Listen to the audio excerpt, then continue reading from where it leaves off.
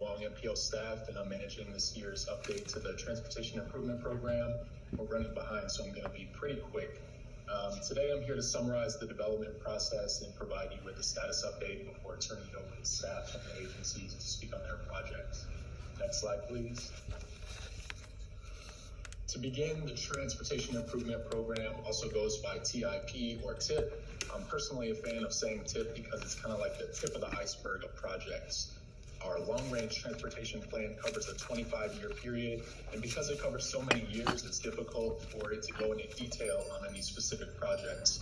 But the TIP covers only 5 years, and it gives us a lot of opportunity to provide more detail about individual projects.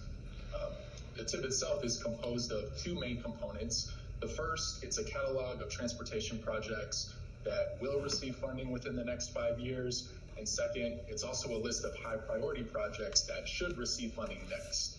So in a very rudimentary way, the TIP is just a document comprised of lists of projects. Next slide, please. The purpose that the TIP serves is to let the public know what projects will move forward in the next 5 years, and also provide a transparent process to discuss how urgent needs of the community are being addressed through these projects. The TIP translates the long-range plan's big picture vision into a far more detailed 5-year plan. And it's also important to note that the TIP is a performance-based planning document. At the heart of the prioritization process is a lot of transportation data, methodologies, and analyses to rank projects in the fairest way possible. We take a lot of care to assess how these projects are addressing our needs for maintenance, safety, reliability, and so forth. And we prioritize the ones that are projected to have the biggest impact in those areas. When the TIP is adopted by the MPO board, it shows the state and federal agencies that our community supports our goals and that we believe the projects listed in the TIP will help us achieve them. And of course, finally, we update the TIP every year because the community's problems change, and hence our priorities may also change. Next slide, please. Many of you are familiar with the TIP and already know that it's a document that's subject to a lot of federal and state requirements.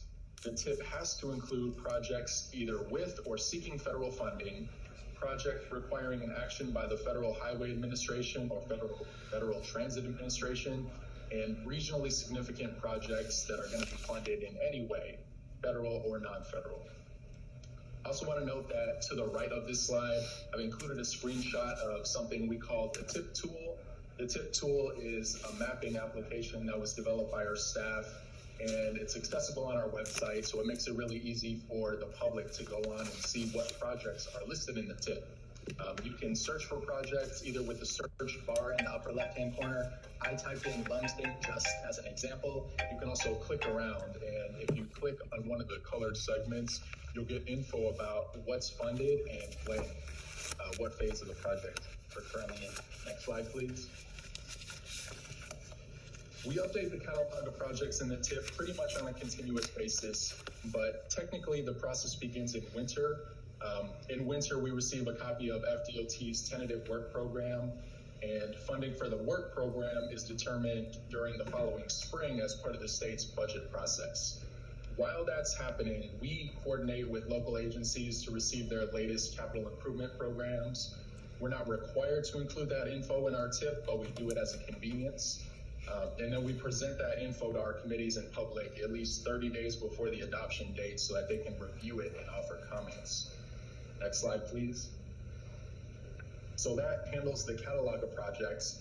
The second requirement for the TIP is to have a priority list. So to create that, we meet with local agencies and review the status of their previous year's priorities. And we also talk about priorities that haven't yet been funded. Shortly after that conversation takes place, the agencies give us a list of projects that they feel are priorities. Once we receive that list, we categorize each project into one of our 5 investment programs that are shown on this slide to the right. You're probably familiar with these because these are the basis of the long-range transportation plan. Once we put those priorities into one of the investment programs, we calculate performance, and then we rank the projects according to the adopted methodology. And then once we have all that info, we share the results with our committees and with the public and present that information to the board so that you all can make an informed decision prior to adopting the TIP. Next slide, please. In the past month or so, we met with the agencies to get the status updates and discuss their priorities. We've received all of their lists so far, and so now we're working on scoring all of the priorities that they submitted to us. A couple weeks ago, my team met with the CAC subcommittee to discuss ideas for redesigning the tip so that it's simpler and easier to understand. Today, of course, is the policy workshop. Next week, we hope to have a rough draft of the new tip ready so that we can begin showing it to our committees. And then based on their feedback, we'll clean that document up again before unveiling it to the public on May 9th. So from May 9th until the date of the MPO public hearing to adopt, we're going to take all of that feedback and collect it and then present it to board members again to help inform their decision-making process. Next slide, please. Once the tip is adopted, we have to submit that to District 7 for review and approval, and then we coordinate our tip with their work program. Once that's done, the FDOT secretary will approve all of the tips collected from MPOs throughout the state, as well as the statewide tip, and submit those documents to FHWA before the entire process begins the following year. Next slide, please. I think that about wraps it up. I want